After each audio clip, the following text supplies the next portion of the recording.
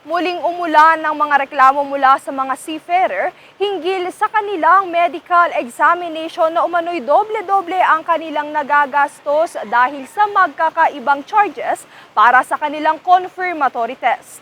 Ito ay matapos magpatuloy ng pagdinig ng Migrant Workers Committee na pinamumunuan ni Senator Rafael Raffy Tulfo nitong Huwebes. Sa pagdinig ay isiniwalat ang tila panggagatas sa mga pasyente ng isang medical clinic na pinangalanang Supercare Medical Center. Depensa naman ng isang doktor na may mga pagkakataon na kailangang siguraduhin ang resulta kaya nagkakaroon ng confirmatory test.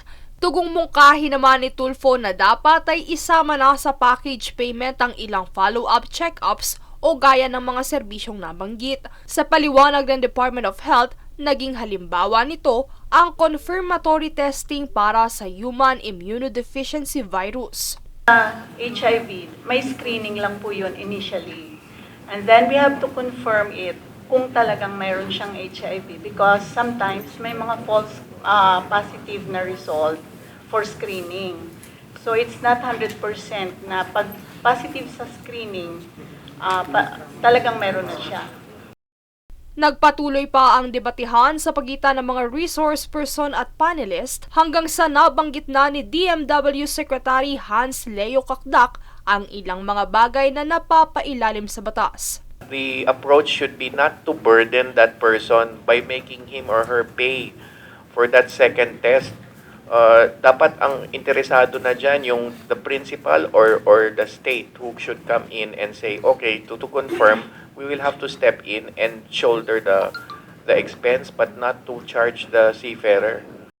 Pagbibigay diin pa ni Kakdak, as a medical clinic, you know about the certain possibilities kapag nagpa-test isang tao na posibleng magkaroon ng second or third test. But that too is under the auspices of the principal. Kaya dapat po may arrangement now with the principal kasi the rule is absolute. No, as not a single cent should come from the seafarer and no ifs and buts. Nagpatuloy naman ang pagdinig kung saan ilan pang mga issue ang naisiwalat mula sa ilan pang mga reklamo patungkol sa isa sa mga klinik na dumalo sa pulong na humantong sa desisyon ni Tulfo na ipakansela ang lisensya. Sorry, Doc, maghanap na lang kayo ng ibang hanap buhay. Kasi pakakansela ko yung mga clinic tulad niya. I'm sorry, nothing personal. I don't know you and you don't know me. Kasi parang racket to lumilitaw. Nang-racket kayo sa mga seafarer natin. Pasensya na po, Doc, ha. But I will do everything. Bibilisan ko na para mawala na kayo ng hanap buhay. Maghanap na lang kayo ng ibang trabaho. Negosyo, wag yan. Okay? Princess Castro nag-uulat para sa Golden Nation Network.